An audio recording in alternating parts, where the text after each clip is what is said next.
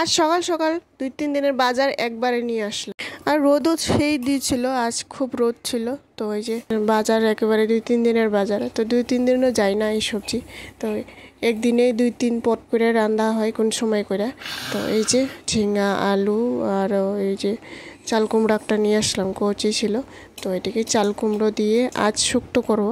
তো এই যে ছোটো ছোটো করে চাল কুমড়োগুলো কেটে নেওয়া হয়েছে। তো তেলের মধ্যে একটু আদা কুচি আর পাঁচফোড়ন, কালো সর্ষে, শুকনো লঙ্কা দিয়ে সবগুলো দিয়ে তারপরে এই যে উপর দিয়ে আমি এই যে চাল কুমড়োগুলো দিয়ে ভাজাভাজি করে হলুদ লবণ দিয়ে 2-3টা কাঁচা লঙ্কা দিয়ে তারপর এই যে একটু ভাজা ভাজা হয়ে যাওয়ার পর একটু জল দিয়ে সেদ্ধ করে নিব। তারপরে এই যে সুন্দর মাখামাখি করে সামান্য একটু চিনি দিয়ে তারপর সবজি রেডি।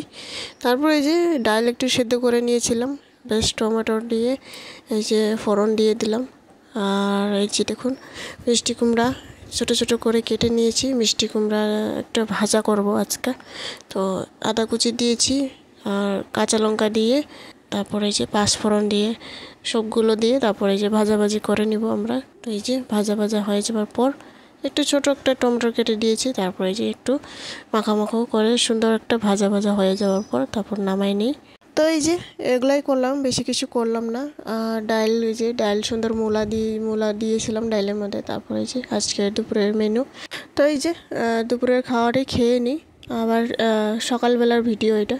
তো এই যে সকালে রুটি আর একটু টমেটো চাটনি করেছিলাম, রুটি সকালে খেয়ে তারপর এখানে দুপুরের রান্না বান্না সবগুলো সবজি মিক্স করে এই যে ঝিঙা, আলু, পটল আর বেগুন ছিল, সবগুলো মিক্স করে একটা সবজি লাবড়া মতো করেছি। তো এই যে মিক্সড সবজি করে নিয়েছি একটা। তো এবারে ভাতও বসিয়ে দিয়েছি, তাও সবজিটাও এই যে দেখতে দেখতে হয়েই যায়। তারপর এই যে মাশরুম আলু দিয়ে একটা সবজি করব, একটুখানি পনির বানিয়ে নিয়েছিলাম ছোট। আলুটি সেদ্ধ করে নিয়েছিলাম জলের মধ্যে সুন্দর ছিলিয়ে।